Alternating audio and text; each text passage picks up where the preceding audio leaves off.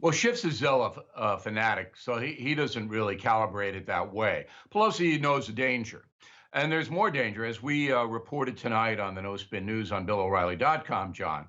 The whistleblower, the original guy who brought this Ukraine situation public, is a 33-year-old CIA analyst who worked with Joe Biden and John Brennan and worked in the Obama administration with Susan Rice.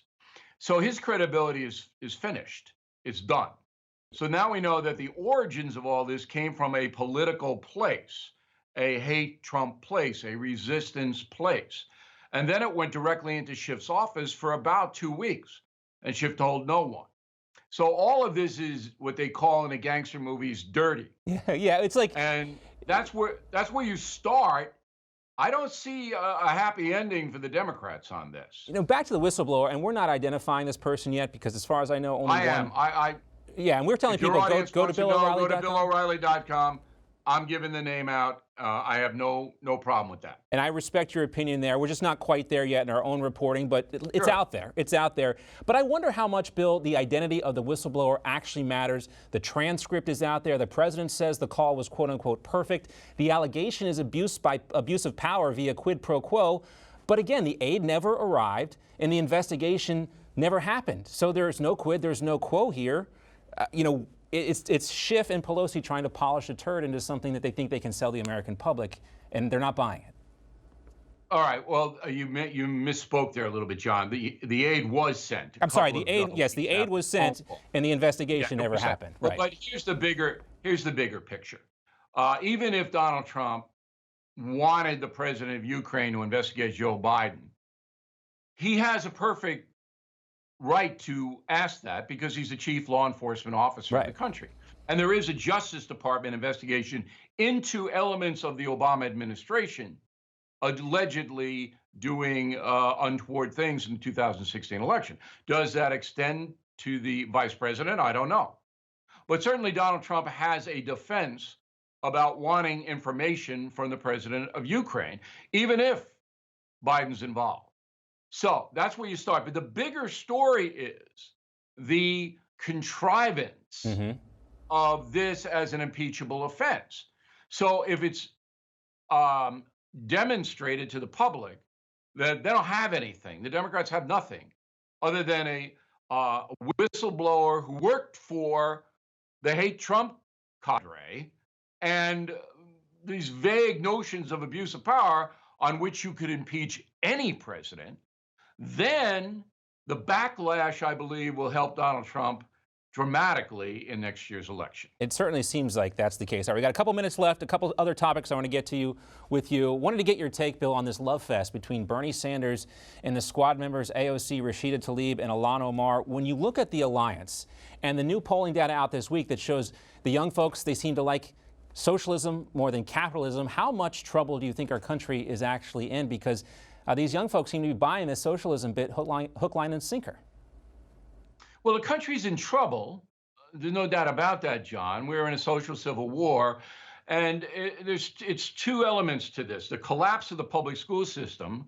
I mean, I can get a 20-year-old college student in here and debate that person, and I can almost guarantee you they don't know anything about what happened before 1990. Right.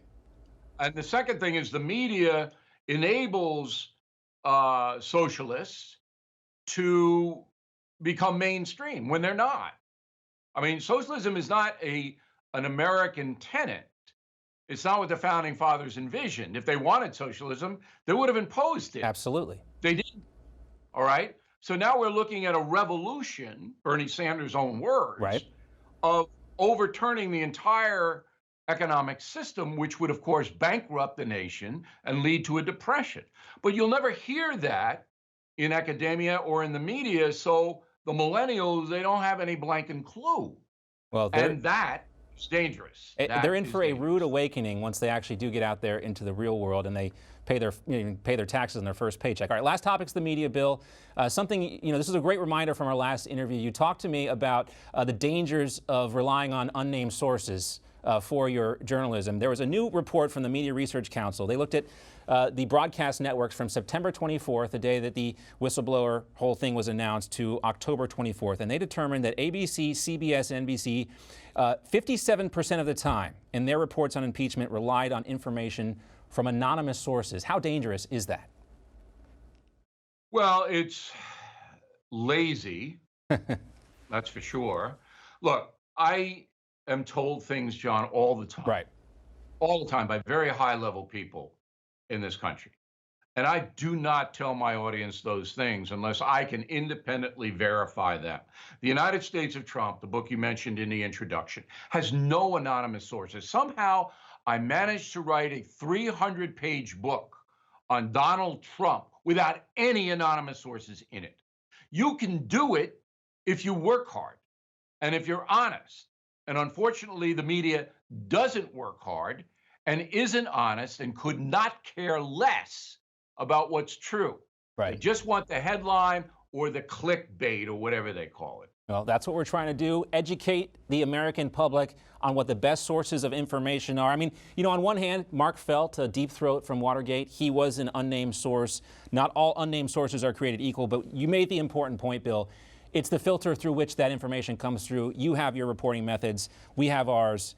We're trying to get the best information out there to the folks. A reminder, one way to do that, catch Bill O'Reilly's No Spin newscast each weekend here on Newsmax TV. Grab a copy of his latest bestseller, The United States of Trump. You can get that at BillO'Reilly.com right now. Great to see you as always, Bill. Okay, John, thank you.